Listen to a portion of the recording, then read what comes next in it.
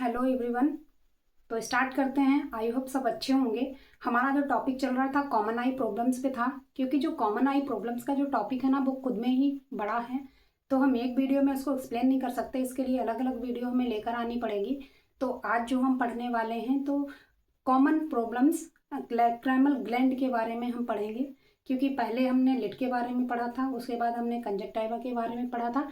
आज हम पढ़ेंगे वो लैक्राइमल ग्लैंड्स में कौन कौन सी कॉमन प्रॉब्लम्स देखने को मिलती हैं। तो उस पर बात करते हैं। सबसे पहले अगर बात करें तो डाक्रायोसिस्टाइटिस। तो जो डाक्रायोसिस्टाइटिस होता है ना, क्या होता है उसमें inflammation of the lacrimal sac. तो लैक्राइमल सैक में जब इन्फ्लामेशन होता है, इन्फेक्शन होता है, तो उसको बोलते हैं डाक्रायोसिस्टाइटिस। ठीक है। उसके बाद है डाक्रायोएडनाइटिस। तो डाक्रायोएडनाइटिस की अगर मैं बात करूं तो inflammation of the lacrimal gland. यहाँ पर आप समझो, सिंपल सा समझो कि डाक्रायोएडनाइटिस एक कंडीशन है, एक कंडीशन है डाक्रायोसिस्टाइटिस। तो जो डाक्रायोसिस्टाइटिस है, डाक्रायोएडनाइटिस है, दोनों में अंतर है, क्योंकि इन्फ्लामेशन दोनों अलग अलग जगह पे हो रहा है। क्योंकि डाक्रायोसिस्टाइटिस में हो रहा है लैक्राइमल सैक में इन्फेक्शन, उसके बाद जो डाक्रायोएडनाइटिस है उसमें हो रहा है लैक्रिमल ग्लैंड में इन्फेक्शन। ठीक है, क्लियर है। तो इन्फेक्शन का जो रीजन है वो बैक्टीरियल इन्फेक्शन देखने को पाया जाता है सबसे ज्यादा। तो बैक्टीरियल इन्फेक्शन किसके किसके द्वारा होगा, कौन से बैक्टीरिया के द्वारा होता है? सबसे ज्यादा स्टेफाइलोकोकस के द्वारा होता है। स्टेफाइलोकोकस जो बैक्टीरिया होता है उसके द्वारा देखने को मिलता है। फिर है स्ट्रेप्टोकोकाई, एक बैक्टीरिया होता है स्ट्रेप्टोकोकाई, उसके द्वारा भी इन्फेक्शन देखने को मिलता है। ठीक है। ट्रीटमेंट की बात करूं तो ट्रीटमेंट क्या क्या इसमें दिया जाता है? कूल कंप्रेस, ठीक है, सिवरल टाइम्स पर डे, यानी कि ठंडी सिकाई बोलते हैं, दिन में कई बार देते हैं। प्रोबिंग करते हैं, टॉपिकल एंटीबायोटिक्स ड्रॉप देते हैं, आर्टिफिशियल टीयर्स भी देते हैं। Mild topical steroid due to reduce edema and pain. तो इसमें क्या करते हैं, माइल्ड टॉपिकल स्टेरॉइड भी पेशेंट को प्रिस्क्राइब करते हैं। किसके लिए? इन्फ्लामेशन को रिड्यूस करने के लिए, एडिमा को कम करने के लिए, एंड पेन में रिलीफ देने के लिए। उसके बाद जब इनसे सबसे सही नहीं होता उसके बाद सर्जरी करते हैं। क्लियर है।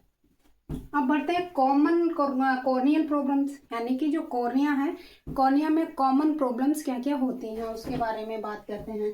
Bacterial, fungal and viral. ठीक है। जो कॉर्निया होता है, कॉर्निया में इंफ्लेमेशन होता है, तो किसके द्वारा? बैक्टीरियल, फंगल एंड वायरल, इस पे बात करते हैं। ठीक है।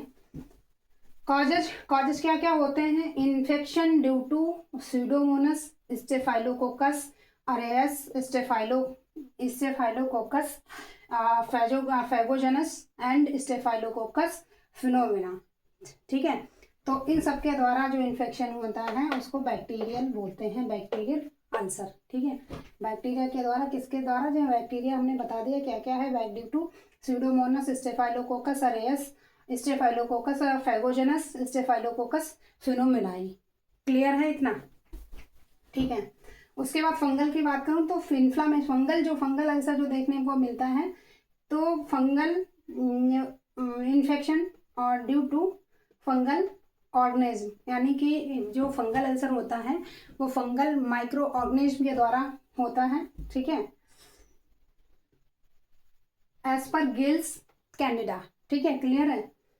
उसके बाद वायरल अगर इन्फेक्शन की बात करते हैं, infection due to herpes simplex virus और हर्पीस जोस्टर वायरस। तो जो अगर हम बात करें कि हर्पीस सिम्प्लेक्स की बात क्या होती है, तो ये डायरेक्ट कॉर्निया को इफेक्ट करता है। हर्पीस सिम्प्लेक्स ये जाके डेंड्रियाटिक अल्सर बनाता है मोस्टली। ठीक है। उसके बाद अगर हर्पीस जोस्टर वायरस की बात करूँ, ये स्किन का इन्फेक्शन होता है। ये स्किन को सबसे पहले स्किन को इफेक्ट करता है, उसके बाद जाके कॉर्निया को इन्वॉल्व भी ये कर लेता है, लेकिन ये डायरेक्ट कॉर्निया को इन्वॉल्वमेंट करता है, हर्पीस सिम्प्लेक्स। तो अगर हम बैक्टीरियल की बात करें तो बैक्टीरिया वाला जो इन्फेक्शन है इसमें क्या होता है, आप ये समझो जैसे बैक्टीरियल जो बैक्टीरियल इन्फेक्शन आप में पाया जाता है, बैक्टीरियल अल्सर पाया जाता है, तो इसमें क्या होता है, ये सिवियर कंडीशन मानी जाती है, एक इमरजेंसी कंडीशन मानी जाती है। फंगल अल्सर जो होता है वो क्या करता है, धीरे धीरे धीरे धीरे धीरे बढ़ता है, लेकिन ये भी कॉर्निया को अंदर से बिल्कुल डैमेज ही कर देता है, बिल्कुल खत्म कर सकता है ये फंगल अल्सर। ये एकदम रैपिडली ग्रोथ करता है, प्रोग्रेस करता है। ठीक है। तो ये इमरजेंसी कंडीशन मानी जाती है। ये धीरे धीरे स्लोली प्रोग्रेस होता है, लेकिन ये भी कॉर्निया को डैमेज कर सकता है पूरी तरीके से।